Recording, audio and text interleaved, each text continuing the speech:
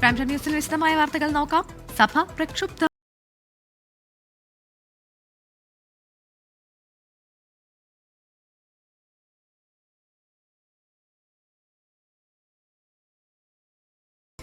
നിയമസഭയുടെ ബജറ്റ് സമ്മേളനത്തിന് നാളെ തുടക്കം. ഗവർണർ ആരിഫ് മുഹമ്മദ് ഖാന്റെ നയപ്രഖ്യാപനത്തോടെയാണ് സമ്മേളനം ആരംഭിക്കുക.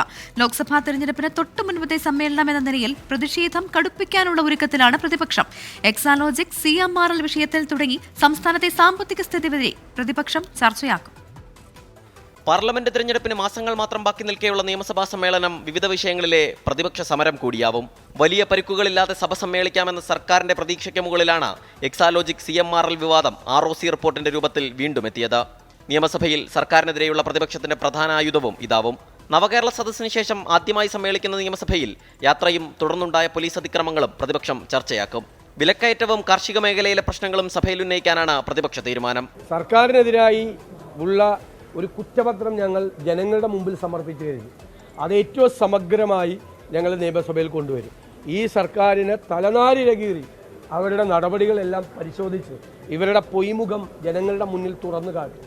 സർക്കാരിനെതിരെ ആഞ്ഞടിച്ച് പോകുന്ന ഒരു നിയമസഭാ സമ്മേളനം തന്നെ ആയിരിക്കും. ആ കാര്യത്തിൽ യാതൊരു സംശയമില്ല. പാർലമെന്റ് തെരഞ്ഞെടുപ്പിന്റെ പശ്ചാത്തലത്തിൽ കേന്ദ്ര സർക്കാരിന്റെ നയങ്ങളും പ്രതിപക്ഷം ചർച്ചയാക്കും. പുതിയ ചില അഴിമതി ആരോപണങ്ങൾ സഭയിൽ ഉന്നയിക്കാനും പ്രതിപക്ഷം നീക്കം നടത്തുന്നുണ്ട്.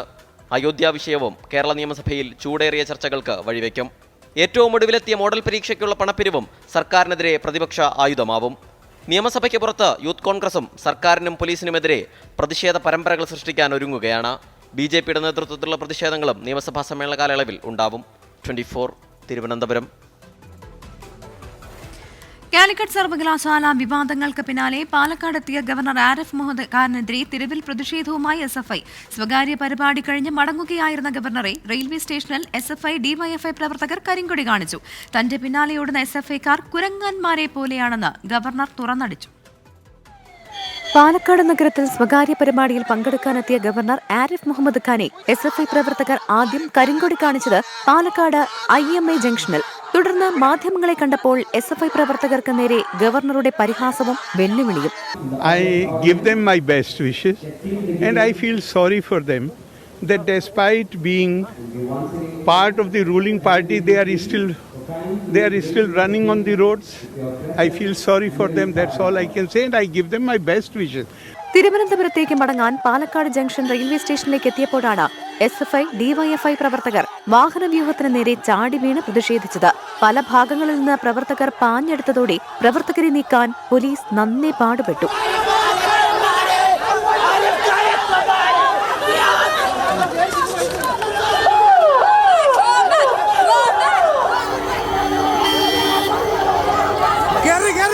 തന്റെ പുറകെ ഓടുന്ന SFIക്കാർ കുരങ്ങന്മാരെ പോലെയെന്ന ഗവർണറുടെ പരിഹാസം. They are most welcome. I can only sympathize with them. The way they are dancing on the road like monkeys, you can only sympathize with them. Railway സ്റ്റേഷനിലെ പ്രതിഷേധം മുന്നിൽ കണ്ട് ജില്ലാ പോലീസ് മേധാവി അടക്കമുള്ളവർ ഗവർണർക്ക് സുരക്ഷയൊരുക്കാനെത്തിയിരുന്നു. 24 പാലക്കാട്. സംസ്ഥാനത്തെ 1 മുതൽ 10 വരെയുള്ള ക്ലാസുകൾക്ക് ഈ മാസം 27-ന് അവധി പ്രഖ്യാപിച്ചു. അധ്യാപകരുടെ ക്ലസ്റ്റർ യോഗം നടക്കുന്നതിനാലാണ് അവധി. പൊതുവിദ്യാഭ്യാസ ഡയറക്ടർ ഇത് സംബന്ധിച്ച് ഉത്തരവിറക്കി. സർക്കാർ എയ്ഡഡ് സ്കൂളുകളിൽ നിന്നായി LP തലത്തിൽ 51,515 അധ്യാപകരും UP തലത്തിൽ 40,036 അധ്യാപകരും ഹൈസ്കൂൾ തലത്തിൽ 42,989 അധ്യാപകരുമാണ് പരിശീലനത്തിൽ പങ്കെടുക്കുന്നത്. ക്ലസ്റ്റർ പരിശീലനത്തിന് മുന്നോടിയായി മന്ത്രി V ശിവൻകുട്ടി ഇന്ന് വിദ്യാഭ്യാസ വകുപ്പിലെ ഉന്നത ഉദ്യോഗസ്ഥരുടെ യോഗം വിളിച്ചു ചേർത്തിരുന്നു. യൂത്ത് കോൺഗ്രസ് സംസ്ഥാന കമ്മിറ്റിയുടെ നേതൃത്വത്തിൽ ആലപ്പുഴ SP ഓഫീസിലേക്ക് നടത്തിയ മാർച്ചിൽ സംഘർഷം. പ്രവർത്തകർ പോലീസിന് നേരെ വടിയും കല്ലും എറിഞ്ഞു. പോലീസ് ജലപീരങ്കി പ്രയോഗിച്ചു. മാർച്ച് SP ഓഫീസിന് സമീപം പോലീസ് തടഞ്ഞു. തുടർന്ന് പ്രവർത്തകർ റോഡിൽ കുത്തിയിരുന്ന് പ്രതിഷേധിച്ചു. ഉദ്ഘാടകനായ CR മഹേഷ് MLAയും സംസ്ഥാന പ്രസിഡന്റ് രാഹുൽ മാങ്കൂട്ടത്തിലും വൈസ് പ്രസിഡന്റ് അബിൻ വർക്കിയും പ്രസംഗിച്ച ശേഷം പ്രവർത്തകർ ബാരിക്കേഡ് മറിച്ചിടാൻ ശ്രമിച്ചു. പ്രവർത്തകരിൽ ചിലർ പോലീസിന് നേരെ വടിയും കല്ലും എറിഞ്ഞു. തുടർന്നാണ് ജലപീരങ്കി പ്രയോഗിച്ചത്. മടങ്ങിപ്പോയ ചില പ്രവർത്തകരും പോലീസും തമ്മിൽ വാക്കേറ്റമുണ്ടായി. മാസപ്പടി ആരോപണത്തിൽ സീരിയസ് ഫ്രോഡ് ഇൻവെസ്റ്റിഗേഷൻ ഓഫീസ് അന്വേഷണത്തിന് തടസ്സമില്ലെന്ന് ഹൈക്കോടതിയുടെ പരാമർശം. കോർപ്പറേറ്റ് മന്ത്രാലയത്തിന്റെ അന്വേഷണം നടക്കുമ്പോഴും SFIO അന്വേഷണമാകാം. വിഷയത്തിൽ കേന്ദ്ര സർക്കാർ നിലപാട് അറിയിക്കാത്തതിൽ ഹൈക്കോടതി അതൃപ്തി അറിയിച്ചു. കേസ് ഫെബ്രുവരി 12 മാറ്റി. ജനപക്ഷം സെക്യുലർ നേതാവ് ഷോൺ ജോർജ് നൽകിയ ഹർജിയിലാണ് ഹൈക്കോടതി നിരീക്ഷണം. സീരിയസ് ഫ്രോഡ് ഇൻവെസ്റ്റിഗേറ്റീവ് ഏജൻസി തന്നെ കേസ് അന്വേഷിക്കണമെന്ന് ഹർജി പരിഗണിക്കവേ ഹർജിക്കാരൻ ആവശ്യപ്പെട്ടു. 2 ROCകളുടെ കണ്ടെത്തൽ ഗൗരവതരമെന്ന് ചൂണ്ടിക്കാട്ടിയായിരുന്നു ആവശ്യം. എന്നാൽ CMRL, KSIDC അഭിഭാഷകർ ഇതിനെ എതിർത്തു. തുടർന്ന് സീരിയസ് ഫ്രോഡ് ഇൻവെസ്റ്റിഗേറ്റീവ് ഏജൻസി അന്വേഷണത്തിൽ കേന്ദ്രത്തിന്റെ മറുപടി കോടതി തേടി. നേരത്തെ കേന്ദ്രത്തോട് അഭിപ്രായം ആരാഞ്ഞതാണെന്നും വൈകിപ്പിക്കൽ എന്തിനെന്നും കോടതി തുറന്നടിച്ചു. ഇതിനിടെയാണ് സീരിയസ് ഫ്രോഡ് ഇൻവെസ്റ്റിഗേഷൻ ഓഫീസ് അന്വേഷണത്തിന് തടസ്സമില്ലെന്നും കോർപ്പറേറ്റ് മന്ത്രാലയത്തിന്റെ അന്വേഷണം നടക്കുമ്പോഴും SFIO അന്വേഷണമാകാമല്ലോ എന്നും കോടതി നിരീക്ഷിച്ചത്. പിന്നാലെ 2 ആഴ്ച സമയം നൽകണമെന്ന് കേന്ദ്രം ആവശ്യപ്പെട്ടു. കേസ് ഫെബ്രുവരി 12 വീണ്ടും പരിഗണിക്കും. എസ് ശ്രീകാന്ത്, 24, കൊച്ചി. ഭൂമി ഏറ്റെടുക്കാൻ കളക്ടറുടെ അനുമതി.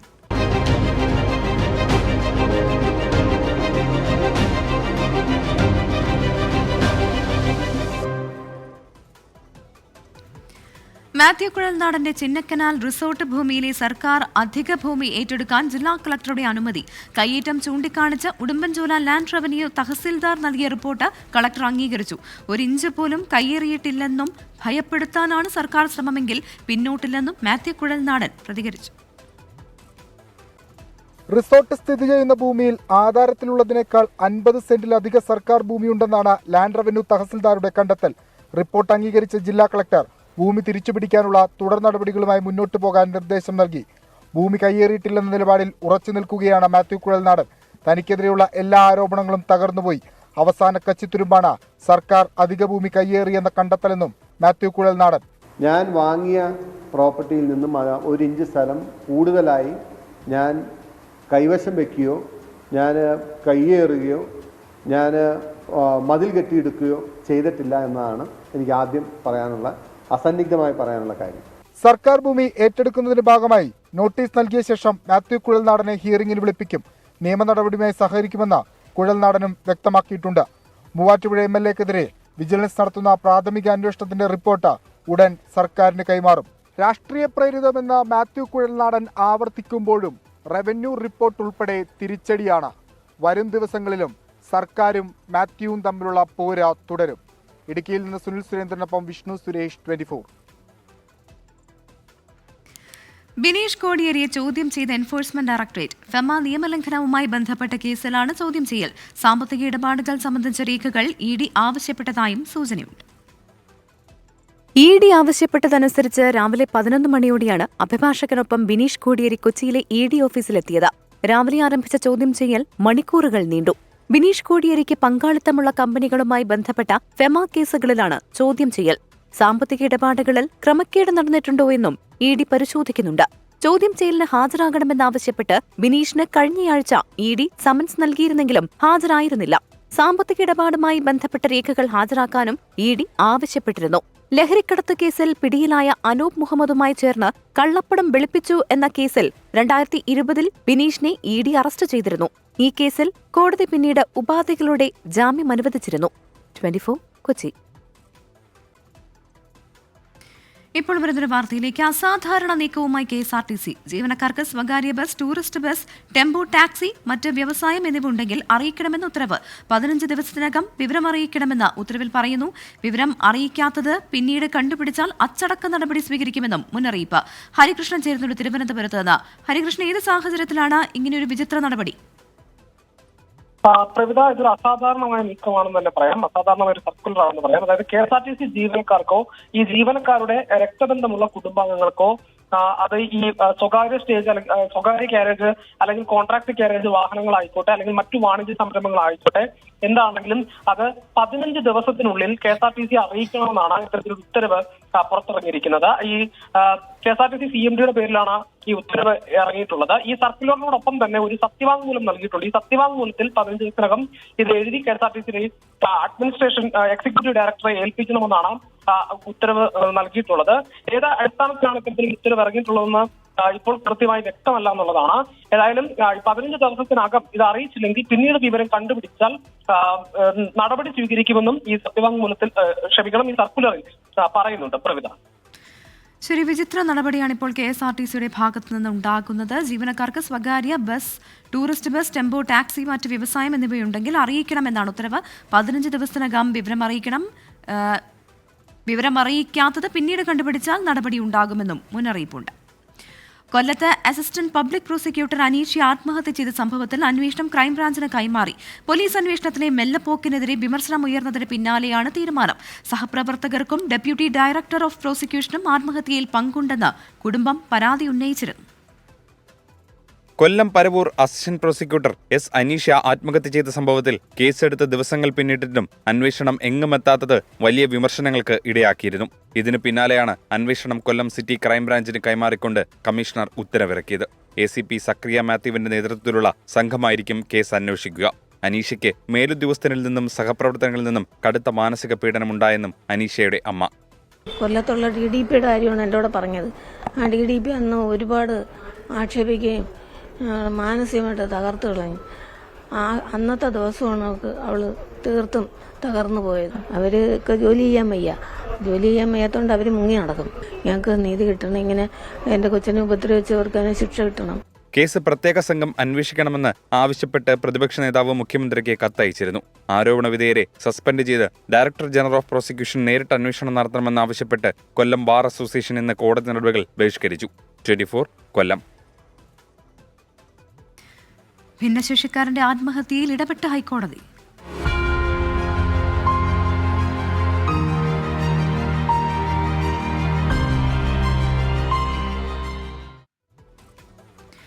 കോഴിക്കോട് ചക്കിട്ടപ്പാറയിൽ പെൻഷൻ മുടങ്ങിയതിനെ തുടർന്ന് ഭിന്നശേഷിക്കാരൻ ആത്മഹത്യ ചെയ്ത സംഭവത്തിൽ ഹൈക്കോടതി സ്വമേധയാ കേസെടുത്തു. ജോസഫിന്റെ മൃതദേഹവുമായി കളക്ടറേറ്റിന് മുന്നിൽ UDF പ്രവർത്തകർ പ്രതിഷേധിച്ചു.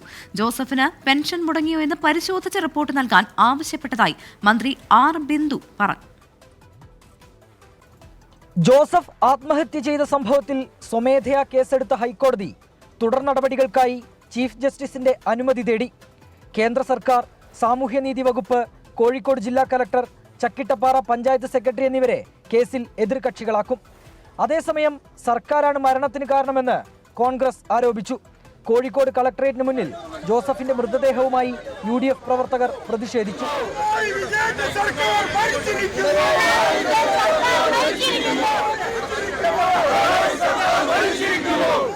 ജോസഫിന്റെ ആത്മഹത്യയിൽ സർക്കാർ മറുപടി പറയണമെന്ന് MK രാഘവൻ MP. സത്യം പറഞ്ഞാൽ കേരളത്തിലെ ഗവൺമെന്റിന്റെ കെടുകാര്യസ്ഥതയുടെ പരാജയത്തിന്റെ ഏറ്റവും വലിയ തെളിവായി ഇത് കാണേണ്ടിയിരിക്കുന്നു. നൂറുകണക്കിന് ആളുകൾ കേരളത്തിൽ ആത്മഹത്യ ചെയ്തുകൊണ്ടിരിക്കുന്നു. അതിന് കാരണം കേരളം ഭരിക്കുന്ന ഗവൺമെന്റാണ്. ജോസഫിന്റെ വീട് സന്ദർശിച്ച BJP സംസ്ഥാന അധ്യക്ഷൻ K. സുരേന്ദ്രൻ സമഗ്ര അന്വേഷണം വേണമെന്നാവശ്യപ്പെട്ടു. ആത്മഹത്യ ചെയ്യേണ്ടി വരുമെന്നുള്ള മുന്നറിയിപ്പ് നൽകിയിട്ടും ഒരാൾ പോലും അദ്ദേഹത്തിന്റെ കാര്യത്തിൽ തിരിഞ്ഞു നോക്കാനുണ്ടായിരുന്നില്ല. ശരിയായ അന്വേഷണം വേണം ഈ മരണത്തെ സംബന്ധിച്ച്. അദ്ദേഹത്തിൻ്റെ അവസാനത്തെ ആത്മഹത്യാക്കുറിപ്പിൽ എന്താണുള്ളത്? ആളുകൾക്ക് സംശയമുണ്ട്. കഴിഞ്ഞ മാസം പെൻഷൻ ഒരു ഗഡു നൽകിയിരുന്നെന്നും ഇത് ജോസഫിന് ലഭിച്ചോ എന്ന് പരിശോധിക്കുമെന്നും മന്ത്രി R. ബിന്ദു. കഴിഞ്ഞ മാസം പെൻഷൻ വിതരണം ചെയ്തിട്ടുള്ളതാണ്. ഇദ്ദേഹത്തിന് അത് കിട്ടിയിട്ടുണ്ടോ എന്ന് പരിശോധിക്കാനായിട്ട് സാമൂഹ്യനീതി വകുപ്പ് ഓഫീസറോട് ആവശ്യപ്പെട്ടിട്ടുണ്ട്. കോഴിക്കോട് റിപ്പോർട്ട് ലഭ്യമായിട്ടില്ല. അതിനിടെ കളക്ടറുടെ ചേംബർ ഉപരോധിച്ച് പ്രതിഷേധിച്ച യൂത്ത് ലീഗ് പ്രവർത്തകരെ പോലീസ് അറസ്റ്റ് ചെയ്ത് നീക്കി.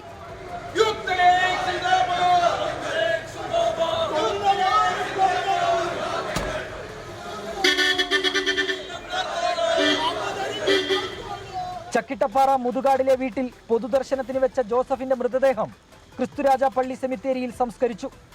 24 കോഴിക്കോട്. കിഫ്ബി മസാല ബോണ്ട് കേസിൽ മുൻ മന്ത്രി ഡോക്ടർ ടി.എം. തോമസ് ഐസക്കിന്റെ മറുപടി തള്ളി എൻഫോഴ്സ്മെന്റ് ഡയറക്ടറേറ്റ്. കിഫ്ബിയുടെ തീരുമാനങ്ങൾക്ക് അംഗീകാരം നൽകിയത് തോമസ് ഐസക് ആണെന്നും മസാല ബോണ്ട് ഇറക്കിയതിൽ തോമസ് ഐസക്കിന് വ്യക്തമായ പങ്കുണ്ടെന്നും ഇ.ഡി. വ്യക്തമാക്കുന്നു. അതേസമയം മസാല ബോണ്ട് കേസിൽ അന്വേഷണം തടയാൻ കിഫ്ബി മനഃപൂർവ്വം ശ്രമിക്കുന്നതായി ഇ.ഡി. ഹൈക്കോടതിയിൽ ചൂണ്ടിക്കാട്ടി. മസാല ബോണ്ട് കേസിൽ മുഖ്യമന്ത്രിയുടെ നേതൃത്വത്തിലുള്ള ബോർഡാണ് തീരുമാനമെടുക്കുന്നതെന്നായിരുന്നു തോമസ് ഐസക്കിന്റെ വാദം. ഇതാണ് നിലവിൽ ഇ.ഡി. തള്ളിയത്. കിഫ്ബിയുടെ യോഗ തീരുമാനങ്ങൾക്ക് അംഗീകാരം നൽകിയത് തോമസ് ഐസക് ആണെന്നും മസാല ബോണ്ട് ഇറക്കിയതിൽ തോമസ് ഐസക്കിന് വ്യക്തമായ പങ്കുണ്ടെന്നും ഇ.ഡി. വ്യക്തമാക്കുന്നു. കിഫ്ബിയുടെ ഉത്തരവാദിത്വത്തിൽ നിന്ന് ഒഴിഞ്ഞുമാറാൻ തോമസ് ഐസക്കിന് കഴിയില്ലെന്നും ഏജൻസി പറയുന്നുണ്ട്. ഇതിനിടെ 10 മാസമായി കിഫ്ബി അടക്കം എതിർകക്ഷികൾ അന്വേഷണത്തോട് സഹകരിക്കുന്നില്ലെന്ന് ഇ.ഡി. ഹൈക്കോടതിയിൽ നൽകിയ സത്യവാങ്മൂലത്തിൽ വ്യക്തമാക്കി. നിയമത്തെപ്പറ്റി പരിജ്ഞാനമുള്ള എതിർകക്ഷികൾ മനഃപൂർവ്വം നിസ്സഹകരിക്കുകയാണ്. എതിർകക്ഷികൾക്ക് സമൻസ് അയക്കുകയെന്നത് നടപടിക്രമം മാത്രമാണ്. അതിൽ നിന്നും ഒഴിഞ്ഞുമാറാൻ ശ്രമിക്കുന്നത് ശരിയല്ല. സമൻസ് കിട്ടുന്നയാൾ കുറ്റക്കാരനാണെന്നോ അല്ലെന്നോ പ്രഥമ ദൃഷ്ട്യാ പറയാനാകില്ല. അന്വേഷണത്തിന്റെ ഭാഗമായുള്ള വിവരശേഖരണത്തിനാണ് വിളിക്കുന്നത്. അതിനോട് സഹകരിക്കേണ്ടത് ഉത്തരവാദിത്വമുള്ളവരുടെ ബാധ്യതയാണെന്നും ഇ.ഡി. ഹൈക്കോടതിയിൽ നൽകിയ മറുപടി സത്യവാങ്മൂലത്തിൽ പറയുന്നു. ഇ.ഡി. സമൻസ് ചോദ്യം ചെയ്ത് കിഫ്ബി നൽകിയ ഹർജിയിലായിരുന്നു ഇ.ഡിയുടെ മറുപടി. S Sreekanth, 24, Kochi. Prime time news തുടരുന്നു. ഇന്ത്യ സഖ്യത്തിന് തിരിച്ചടി.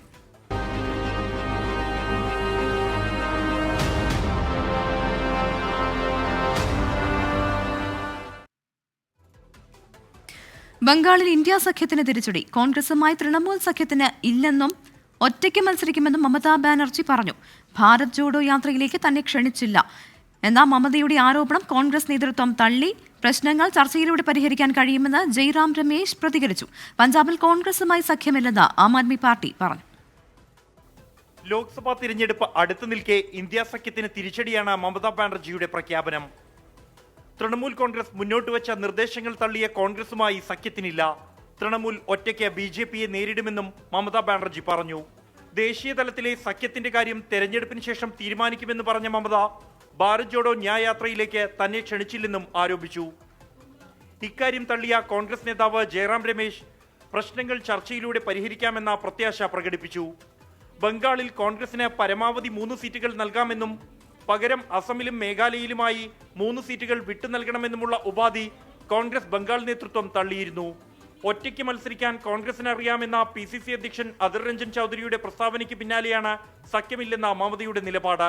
പഞ്ചാബിൽ കോൺഗ്രസുമായി ആം ആദ്മി പാർട്ടിക്ക് സഖ്യമില്ലെന്ന് മുഖ്യമന്ത്രി ഭഗ്വന്ത് മാൻ വ്യക്തമാക്കി. 24, ഡൽഹി. പശ്ചിമബംഗാൾ മുഖ്യമന്ത്രി മമതാ ബാനർജിക്ക് വാഹനാപകടത്തിൽ പരുക്ക്. മമത സഞ്ചരിച്ചിരുന്ന ഔദ്യോഗിക വാഹനം മറ്റൊരു വാഹനവുമായി കൂട്ടിയിടിക്കുന്നത് ഒഴിവാക്കാൻ ബ്രേക്ക് ചെയ്തപ്പോഴായിരുന്നു പരുക്കേറ്റത്. വാഹനത്തിന്റെ മുൻ സീറ്റിലാണ് മമതാ ബാനർജി ഇരുന്നിരുന്നത്. ബ്രേക്ക് ചെയ്ത സമയത്ത് മമതയുടെ തല വിൻഡ്ഷീൽഡിൽ ഇടിക്കുകയായിരുന്നു. നെറ്റിയിലും കൈക്കും പരുക്കേറ്റിട്ടുണ്ട്. പരുക്കുകൾ സാരമുള്ളതല്ല എന്നാണ് വിവരം. കൊൽക്കത്തയിൽ എത്തിയ ശേഷം ഡോക്ടർമാരെ കാണാനാണ് തീരുമാനം. കാലാവസ്ഥ മോശമായതിനാലാണ് ഹെലികോപ്റ്റർ ഉപയോഗിക്കാതെ കാർ മാർഗം കൊൽക്കത്തയിലേക്ക് സഞ്ചരിച്ചത്.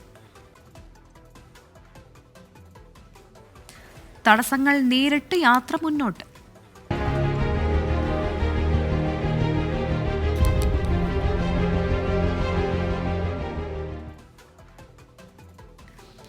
കേസെടുത്തതിന് പിന്നാലെ അസം മുഖ്യമന്ത്രി ഹിമന്ത ബിശ്വ ശർമ്മയ്ക്കെതിരെ ആഞ്ഞടിച്ച് ഭാരത് ജോഡോ ന്യായ് യാത്രയിൽ രാഹുൽ ഗാന്ധി. കേന്ദ്ര ആഭ്യന്തരമന്ത്രി അമിത്ഷായുടെ നിയന്ത്രണത്തിലാണ് ഹിമന്ത ബിശ്വ ശർമ്മ പ്രവർത്തിക്കുന്നതെന്ന് രാഹുൽ ഗാന്ധി കുറ്റപ്പെടുത്തി. അതേസമയം രാഹുൽ ഗാന്ധി അറസ്റ്റ് ചെയ്യുമെന്ന മുന്നറിയിപ്പുമായി ഹിമന്ത ബിശ്വ ശർമ്മ രംഗത്തെത്തി. രാഹുൽ ഗാന്ധി, കെ.സി. വേണുഗോപാൽ, കനയ്യകുമാർ എന്നിവർക്കെതിരെ ജാമ്യമില്ലാ വകുപ്പുകൾ ചുമത്തി കേസെടുത്ത അസം പോലീസിന്റെ നടപടിയെ നിയമപരമായും രാഷ്ട്രീയമായും നേരിടാനാണ് കോൺഗ്രസിന്റെ തീരുമാനം. ബാർപേട്ടയിലെ യോഗത്തിൽ തനിക്കെതിരെ ഇനിയും കേസെടുക്കാൻ രാഹുൽ ഗാന്ധി ഹിമന്തയെ വെല്ലുവിളിച്ചു. ഡൽഹിയിൽ നിന്നുള്ള നിയന്ത്രണത്തിൽ പ്രവർത്തിക്കുന്ന ഹിമന്തയ്ക്ക് അമിത്ഷായെ ഭയമാണെന്നും രാഹുൽ.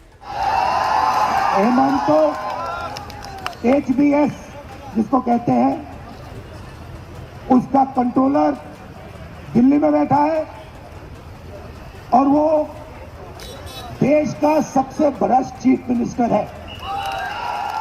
കേസെടുത്തതിന് പിന്നിൽ ഗൂഢാലോചനയുണ്ടെന്ന് കെ.സി. വേണുഗോപാൽ ആരോപിച്ചു. കേസെടുത്തതായിട്ട് പ്രഖ്യാപിക്കുന്ന മുഖ്യമന്ത്രിയാണ് എന്ന് ഞങ്ങളുടെ നേതാവ് പറഞ്ഞിട്ടുണ്ട്. ഇനിയും കേസെടുക്കാൻ വെല്ലുവിളിച്ചിട്ടുണ്ട്. കേസെടുക്കട്ടെ. അപ്പോൾ ഇതൊന്നും കാണിച്ച് പേടിപ്പിക്കേണ്ട കാര്യമില്ല, ഞങ്ങൾ നടത്തും. അസമിൽ രാഹുൽ ഗാന്ധിക്ക് മതിയായ സുരക്ഷ ഉറപ്പാക്കാൻ അസം പോലീസിന് നിർദ്ദേശം നൽകണമെന്നാവശ്യപ്പെട്ട് മല്ലികാർജ്ജുൻ ഖർഗെ കേന്ദ്ര ആഭ്യന്തരമന്ത്രി അമിത്ഷായ്ക്ക് കത്തയച്ചു. ഭാരത് ജോഡോ ന്യായ് യാത്രയ്ക്കിടെയുണ്ടായ സംഘർഷം അന്വേഷിക്കാൻ പ്രത്യേക അന്വേഷണ സംഘത്തെ രൂപീകരിക്കുമെന്നും ലോക്സഭാ തെരഞ്ഞെടുപ്പിന് ശേഷം രാഹുൽ ഗാന്ധിയെ അറസ്റ്റ് ചെയ്യുമെന്നും ഹിമന്ത ബിശ്വ ശർമ്മ. രാഹുലിനെ ഭീരുവെന്ന് വിശേഷിപ്പിച്ച ഹിമന്ത അക്രമം നടത്താൻ കോൺഗ്രസ് പ്രവർത്തകരെ പ്രേരിപ്പിച്ച ശേഷം രാഹുൽ ഗാന്ധി ബസ് ഉപേക്ഷിച്ച് കാറിൽ ഹജോയിലേക്ക് പോയെന്ന് എക്സ് അക്കൗണ്ടിലൂടെ പരിഹസിച്ചു. 24 ഡൽഹി. കർഷക സംഘടനകൾ ഫെബ്രുവരി 16 ഭാരത് ബന്ദിന് ആഹ്വാനം ചെയ്തു. കാർഷിക വിളകൾക്ക് താങ്ങുവില ഉറപ്പാക്കുന്ന നിയമം നടപ്പാക്കിയില്ല എന്നതടക്കമുള്ള വിഷയങ്ങൾ മുൻനിർത്തിയാണ് ബന്ദ് പ്രഖ്യാപിച്ചതെന്ന് ഭാരതീയ കിസാൻ യൂണിയൻ ദേശീയ വക്താവ് രാകേഷ് ടിക്കായത്ത് അറിയിച്ചു. സംയുക്ത കിസാൻ മോർച്ച ഉൾപ്പെടെയുള്ള സംഘടനകൾ ബന്ദിന്റെ ഭാഗമാകുമെന്നും രാകേഷ് ടിക്കായത്ത് വ്യക്തമാക്കി. കർഷക സംഘടനകൾക്ക് പുറമെ വ്യാപാരികൾ, വിളകൾ കയറ്റുമതി ചെയ്യുന്നവർ എന്നിവരും ബന്ദിന് പിന്തുണ പ്രഖ്യാപിച്ചിട്ടുണ്ട്. നോക്കാം ചില വാർത്തകൾ ചുരുക്കത്തിൽ. വന്യജീവി ഭീതിയിൽ മലയോര മേഖല. തൃശൂർ മരോട്ടിച്ചാലിൽ കാട്ടാന ഇറങ്ങി കൃഷി നശിപ്പിച്ചു. വയനാട് മൂടക്കൊല്ലിയിൽ കടുവയും മേപ്പാടി കടൂരൽ പുലിയും ഇറങ്ങി. വെള്ളമുണ്ടിയിൽ ജനവാസ മേഖലയിൽ ഇറങ്ങിയ കടുവയെ പിടികൂടാനായില്ല. മലപ്പുറം കരുളായിൽ കാട്ടുപന്നി സ്കൂട്ടറിന് മുന്നിലേക്ക് ചാടിയ അപകടം. യാത്രക്കാരന് ഗുരുതര പരുക്ക്. വണ്ടിപ്പെരിയാറിൽ കൊല്ലപ്പെട്ട 6 വയസ്സുകാരിയുടെ പിതാവിന്റെ പേരിൽ പോലീസ് കേസെടുത്തു. കോടതി കുറ്റവിമുക്തനാക്കിയ അർജുന്റെ ബന്ധു പാൽരാജന്റെ പരാതിയിൽ പീരുമേട് കോടതിയുടെ നിർദ്ദേശപ്രകാരമാണ് കേസ്. കുട്ടിയുടെ പിതാവ് കയ്യേറ്റം ചെയ്തുവെന്നാണ് പാൽരാജന്റെ പരാതി.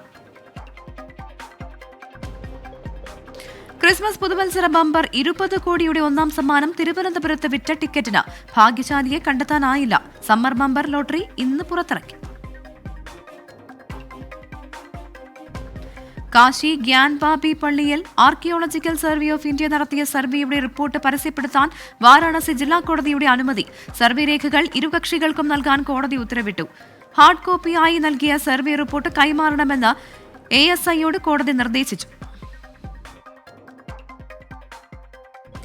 പാലാ നഗരസഭയിലെ എയർപോർട്ട് മോഷണം രാഷ്ട്രീയ വിവാദമാകുന്നു. എയർപോർട്ട് മോഷ്ടിച്ചത് CPM കൌൺസിലർ ബിനു പുളിക്കക്കണ്ടമാണെന്ന് കേരള കോൺഗ്രസ് എം അംഗങ്ങൾ ആരോപിച്ചു. തനിക്കെതിരെ ആയ ആരോപണത്തിന് പിന്നിൽ ജോസ് കെ മാണിയാണെന്നും രാഷ്ട്രീയ പകപോക്കലാണെന്നും ബിനു പുളിക്കക്കണ്ടം 24നോട് പറഞ്ഞു. LDF ഒറ്റക്കെട്ടാണെന്ന് പറയുമ്പോഴും പാലായിൽ കേരള കോൺഗ്രസ് എമ്മും CPIM-ഉം നേർക്കുനേർ പോരടിക്കുകയാണ്. കാണാതായ airport CPIM councillor Binu Pulikkakandam മോഷ്ടിച്ചെന്ന് കേരള കോൺഗ്രസ് എം കൌൺസിലർമാർ ആരോപിച്ചതോടെ ഭരണപക്ഷത്തിനുള്ളിൽ വലിയ പൊട്ടിത്തെറിയാണുണ്ടായത്. ആ 9+1 10 ഒഴിവായി, പിന്നെയും കിടക്കുക 16. അതിനകത്ത് ജോസിക്കുട്ടിനെ ഒഴിവാക്കി, പിന്നെ 15. അപ്പോൾ അതിനകത്ത് ഞങ്ങളെല്ലാം പെടും. അപ്പം പുള്ളിയുടെ മനസ്സിൽ കൃത്യമായ ധാരണയുണ്ടെന്നാണ് ഞങ്ങളോട് പറഞ്ഞേക്കുന്നത്. അതൊന്നില്ലേ നാളെ പോലീസ് സ്റ്റേഷനിൽ കൊടുക്കുകയോ കൗൺസിലിൽ പറയുകയോ ചെയ്യാതെ 1 ഇഞ്ച് ഇനി മുന്നോട്ട് പോകാൻ പറ്റിയല്ല. എന്നാൽ ഇത് രാഷ്ട്രീയ ഗൂഢാലോചനയാണെന്നാണ് CPIM കൌൺസിലർ പറയുന്നത്. തന്റെ ചെയർമാൻ സ്ഥാനം നഷ്ടപ്പെടുത്തിയ ജോസ് കെ മാണി ഉൾപ്പെടെയുള്ളവർ ഇതിന് പിന്നിലുണ്ടെന്നാണ് ആരോപണം. ഇത് ഇല്ലാത്തൊരു സംഭവം. എന്നോട് അദ്ദേഹത്തിനുള്ള പക അത് പാലായിലെ ജനങ്ങൾക്ക് മാത്രമല്ല, കേരളത്തിലെ എല്ലാവർക്കും അറിയാം. അദ്ദേഹം 100% അർഹതയുണ്ടായി, ചെയർമാനായിട്ട് അർഹതയുണ്ടായിരുന്നു എന്നെ ആക്കാതിരിക്കാൻ അദ്ദേഹം നടത്തിയ ചരടുവലികൾ 100% രാഷ്ട്രീയ ആരോപണം. അതിൻ്റെ അകത്തൊരു തർക്കവുമില്ല. ഡിജിറ്റൽ തെളിവുകൾ അടക്കം ശേഖരിച്ച് എയർപോർട്ട് മോഷണ കേസിൽ CPIM കൌൺസിലറെ കുടുക്കാൻ ശ്രമിക്കുമ്പോൾ അതേ നാണയത്തിൽ തിരിച്ചടിക്കാനാണ് CPIM കൌൺസിലർമാരുടെയും തീരുമാനം. വരും ദിവസങ്ങളിൽ LDFിലെ രാഷ്ട്രീയ പോര് രൂക്ഷമായേക്കും. ശസ്ത്രക്രിയയിൽ സങ്കീർണത.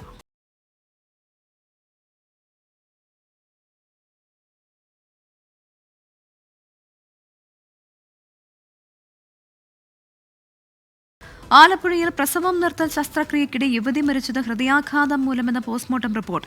ശസ്ത്രക്രിയയിലെ സങ്കീർണത കാരണം ആന്തരികാവയവങ്ങളുടെ പ്രവർത്തനം നിലച്ചെന്നും ഡോക്ടേഴ്സ്. വിശദമായി അന്വേഷിച്ച് കുറ്റക്കാർക്കെതിരെ നടപടിയെടുക്കണമെന്ന് ബന്ധുക്കൾ.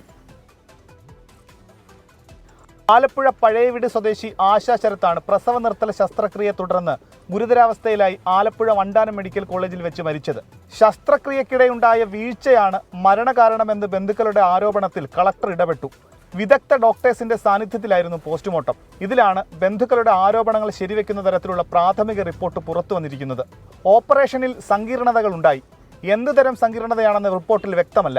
ആന്തരിക അവയവങ്ങളുടെ പ്രവർത്തനം നിലച്ചതും തലച്ചോറിൽ നീർക്കെട്ടുണ്ടായതും ഹൃദയാഘാതത്തിനിടയാക്കി. ശസ്ത്രക്രിയയ്ക്ക് വിധേയമാകുന്നതിന് മുൻപായി 2 തവണ നടത്തിയ പരിശോധനകളിൽ യാതൊരു പ്രശ്നങ്ങളും ഉണ്ടായിരുന്നില്ലെന്ന് ബന്ധുക്കൾ പറയുന്നു. ഈ സാഹചര്യത്തിലാണ് വിശദമായ അന്വേഷണം വേണമെന്ന് ബന്ധുക്കളുടെ ആവശ്യം. ഈ സംഭവം ജയിക്കാൻ വേണ്ടിയിട്ട് ഞങ്ങൾക്ക് അങ്ങനെ ഒരു നീതി വേണം. ഈ വരുന്ന ആൾക്കാർക്ക് ഇങ്ങനത്തെ ഇനി ഈ ജീവിതത്തിൽ നമുക്ക് ഇതുപോലത്തെ ഒരു നഷ്ടം ഉണ്ടാകാനായിട്ട് പാടില്ല. അതിനു വേണ്ടിയിട്ടാണ്. പോസ്റ്റ്മോർട്ടത്തിന് നേതൃത്വം നൽകിയ പോലീസ് സർജനെ മെഡിക്കൽ ബോർഡിൽ ഉൾപ്പെടുത്തണം. ആലപ്പുഴ മെഡിക്കൽ കോളേജിലെ മറ്റു ഡോക്ടർമാരെ മെഡിക്കൽ ബോർഡിൽ നിന്ന് ഒഴിവാക്കണമെന്നും കുടുംബം ആവശ്യപ്പെട്ടു. ഈ ഒരു ഹോസ്പിറ്റലിനെ ഡിപ്പെൻഡ് ചെയ്ത് കുറേ ആൾക്കാർ, കുറേ പെൺകുട്ടികൾ ഉണ്ട്, വെയിറ്റ് ചെയ്ത് നിൽപ്പുണ്ട്. അവർക്കൊന്നും ഇനി ഈ ഒരു ഗതി വരാൻ പാടില്ല. കാരണം ഈ ആലപ്പുഴയിൽ ഈ ഒരു ഹോസ്പിറ്റലേ ഉള്ളൂ. കഴിഞ്ഞ ഡിസംബർ 25-നാണ് ആദ്യം ശസ്ത്രക്രിയ നിശ്ചയിച്ചിരുന്നത്. അന്ന് വനിതാ ഡോക്ടർ അവധിയിലായതിനെ തുടർന്ന് കഴിഞ്ഞ വെള്ളിയാഴ്ചത്തേക്ക് പുതിയ തീയതി എടുക്കുകയായിരുന്നു. അസ്വാഭാവിക മരണത്തിന് അമ്പലപ്പുഴ പോലീസ് കേസെടുത്തു. 24 ആലപ്പുഴ. അഴിമതിക്കെതിരെ രൂക്ഷ വിമർശനവുമായി മുഖ്യമന്ത്രി പിണറായി വിജയൻ. അഴിമതിയുടെ പേരിൽ ആരുടെ മുന്നിലും തല കുനിക്കേണ്ട സാഹചര്യം ഉണ്ടായിട്ടില്ല. പണത്തിന് പിന്നാലെ പോയാൽ മനസമാധാനം തകരുമെന്നും ഒരു തരത്തിലുള്ള കമ്മീഷനും ഇല്ലാത്ത സംസ്ഥാനമാണ് കേരളമെന്നും മുഖ്യമന്ത്രി പറഞ്ഞു. കവടിയാറിൽ റവന്യൂ വകുപ്പിന്റെ ആസ്ഥാന മന്ദിരത്തിന്റെ ശിലാസ്ഥാപനം നിർവഹിക്കുകയായിരുന്നു മുഖ്യമന്ത്രി. ഉദ്യോഗസ്ഥർക്ക് മുന്നിൽ അഴിമതിക്കെതിരെ മുഖ്യമന്ത്രിയുടെ രൂക്ഷമായ താക്കീത്. നല്ല ശമ്പളം വാങ്ങുന്ന ഉദ്യോഗസ്ഥരിൽ ചിലർ കൈക്കൂലി വാങ്ങുന്നു. ഇത്തരത്തിൽ ഉദ്യോഗസ്ഥർ അധപ്പതിക്കരുതെന്ന് മുഖ്യമന്ത്രി. നല്ല ശമ്പളം പറ്റുന്ന ഒരാളാണ്. ഒരു ന്യായമായ കാര്യത്തിന് അയാളെ ഒരാൾ സമീപിച്ചപ്പോൾ പണം ചോദിക്കുന്നു. അപ്പോൾ വിജിലൻസ് പിടികൂടുന്ന അവസ്ഥയാണ് പറഞ്ഞത്. ഇത്തരമൊരു നിലയിലേക്ക് നാം അധപ്പതിക്കാതിരിക്കണം. ഒരു തരത്തിലുള്ള കമ്മീഷന്റെയും ഏർപ്പാടുള്ള സംസ്ഥാനമല്ല കേരളം. അഴിമതിയുടെ കാര്യത്തിൽ ആരുടെ മുന്നിലും തലകുനിക്കേണ്ട സാഹചര്യം ഉണ്ടായിട്ടില്ല. മറ്റുള്ളവർക്കും അതുപോലെ പറയാനാകണം. പണത്തിനു പിന്നാലെ പോയാൽ മനസ്സമാധാനം തകരുമെന്നും മുഖ്യമന്ത്രി. ഇന്നത്തെ കാലത്ത് വല്ലാതെ പണത്തിന്റെ പിന്നാലെ പോകാൻ ഒരു ത്വര കാണിക്കുന്ന അവസ്ഥയുണ്ടാക്കരുത്. അങ്ങനെയായാൽ മനസ്സമാധാനം നഷ്ടപ്പെടുകയും ചെയ്യും. മനസ്സമാധാനം വളരെ പ്രധാനമാണെന്ന് കണ്ടുകൊള്ളണം. മനസ്സമാധാനം തകർക്കാൻ മറ്റുള്ളവർ ശ്രമിച്ചാലൊന്നും മനസ്സമാധാനം തകരില്ല. നിങ്ങൾ കുറ്റവാളിയാണ് എന്ന ചിന്ത വന്നാൽ മാത്രമേ മനസ്സമാധാനം തകരൂ. പട്ടയ വിതരണം സമയബന്ധിതമായി പൂർത്തിയാക്കും. ഭൂരഹിതരെ ഭൂമിയുടെ ഉടമകളാക്കും. ഡിജിറ്റൽ റീസർവേ പൂർത്തിയാക്കുമെന്നും യൂണിക് തണ്ടപ്പേർ സംവിധാനം കാര്യക്ഷമമായി നടപ്പിലാക്കുമെന്നും മുഖ്യമന്ത്രി വ്യക്തമാക്കി. 24 തിരുവനന്തപുരം. ലോക്സഭാ തെരഞ്ഞെടുപ്പിൽ സീറ്റ് വിഭജനം ചർച്ച ചെയ്യാൻ UDF ഉഭയകക്ഷി ചർച്ച നാളെ മുതൽ. തെരഞ്ഞെടുപ്പിൽ സിറ്റിംഗ് MP-മാർക്ക് തന്നെയാണ് പരിഗണന നൽകുകയെന്ന് വിശ്വസിക്കുന്നതായി K മുരളീധരൻ 24നോട് പറഞ്ഞു. അതിനിടെ തൃശൂരിൽ UDF-ഉം BJP-യും തമ്മിലാണ് മത്സരമെന്ന പ്രസ്താവന തിരുത്തി TN പ്രതാപൻ MP രംഗത്ത് വന്നു. ബൂത്ത് തലത്തിൽ തിരഞ്ഞെടുപ്പ് പ്രവർത്തനങ്ങൾ സജീവമാക്കാൻ നേരത്തെ KPCC നേതൃത്വം നിർദ്ദേശം നൽകിയിരുന്നു. പിന്നാലെയാണ് ഉഭയകക്ഷി ചർച്ചകളിലേക്ക് കടക്കുന്നത്. പ്രതിപക്ഷ നേതാവ് UDF കൺവീനർ എന്നിവരാകും ചർച്ചകൾ നടത്തുക. അതിനിടെ നേതാക്കളും തെരഞ്ഞെടുപ്പ് സംബന്ധിച്ച പ്രതികരണങ്ങളുമായി രംഗത്തെത്തി. സിറ്റിംഗ് MP-മാരെ സംബന്ധിച്ച് ഭരണവിരുദ്ധ വികാരമില്ലെന്ന് K മുരളീധരൻ. സിറ്റിംഗ് മെമ്പർമാരെ സംബന്ധിച്ച് ജനത്തിൻ്റെ ഇടയിൽ ഒരിക്കലും ഒരു ആൻറ്റി ഇൻകംബൻസി ഫാക്ടർ ഇല്ല. അതുകൊണ്ട് തന്നെ സിറ്റിംഗ് MP-മാർക്ക് തന്നെയാണ് പ്രയോറിറ്റി നൽകുക എന്നാണ് ഞാൻ വിശ്വസിക്കുന്നത്. ഏതായാലും എൻ്റെ നിയോജകമണ്ഡലത്തിൽ വർക്കുകളൊക്കെ എന്നെ ഏൽപ്പിച്ച കാര്യങ്ങളൊക്കെ ഭംഗിയായി ചെയ്യാൻ കഴിഞ്ഞതാണ് എൻ്റെ വിശ്വാസം. കൂടുതൽ സീറ്റ് വേണമെന്ന നിലപാട് മുസ്ലിം ലീഗിൽ ഒരു വിഭാഗത്തിനുണ്ടെങ്കിലും ആദ്യ റൗണ്ട് ചർച്ചകൾക്ക് ശേഷം മാത്രമേ പാർട്ടിയുടെ കാര്യങ്ങൾ പറയാനാകൂ എന്ന് PK കുഞ്ഞാലിക്കുട്ടി. സർക്കാരിനെതിരെ ആഞ്ഞടിച്ച് പോകുന്ന ഒരു നിയമസഭാ സമ്മേളനം തന്നെ ആയിരിക്കും. ആ കാര്യത്തിൽ യാതൊരു സംശയമില്ല. കാരണം രാജ്യത്ത് ഒരുപാട് പ്രശ്നങ്ങൾ നിൽക്കുകയല്ലേ. അതാണല്ലോ ഇപ്പോൾ ഞാനിപ്പോൾ നിൽക്കുന്നത് സെക്രട്ടേറിയറ്റിന് മുമ്പിലാണ്. ഉഭയകക്ഷി ചർച്ചയിൽ കോട്ടയം സീറ്റ് ആവശ്യപ്പെടാനാണ് കേരള കോൺഗ്രസ് ജോസഫ് വിഭാഗത്തിന്റെ തീരുമാനം. അതേസമയം തൃശൂരിൽ UDF-ഉം BJP-യും തമ്മിലാണ് മത്സരമെന്ന പ്രസ്താവന തിരുത്തി TN പ്രതാപൻ MP രംഗത്തെത്തി. LDF-ഉം UDF-ഉം തമ്മിലാണ് മത്സരം. വോട്ട് ഷെയറിലടക്കം അത് വ്യക്തമാണെന്നും പ്രതാപൻ കൂട്ടിച്ചേർത്തു. 24 തിരുവനന്തപുരം. പ്രൈം ടൈം ന്യൂസ് പൂർണ്ണമാകുന്നു. Good night.